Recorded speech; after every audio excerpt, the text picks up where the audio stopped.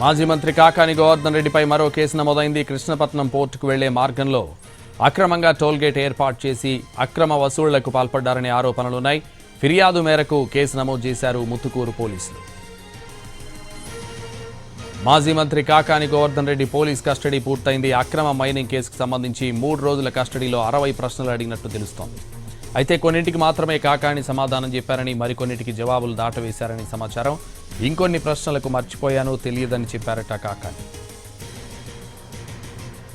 పైగా రాజకీయ ఒత్తిడులతోనే తనపై అక్రమ కేసులు నమోదు చేశారని పోలీసులకు తెలిపారాయన. మైనింగ్ అక్రమాల్లో రాష్ట్ర స్థాయి అధికారుల పాత్ర ఉందా, ఉంటే వారెవరు అని పోలీసులు ప్రశ్నించారని సమాచారం.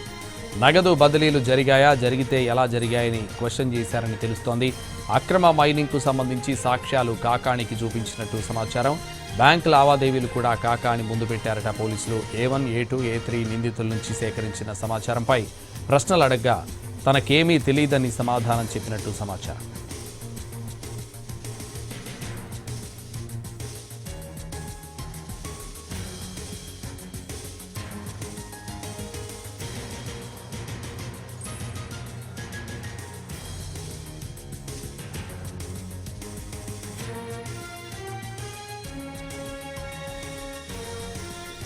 కాకాని కస్టడీ పూర్తవడంతో నెల్లూరు SC/ST ప్రత్యేక కోర్టులో ఆయన్ను హాజరుపరిచారు.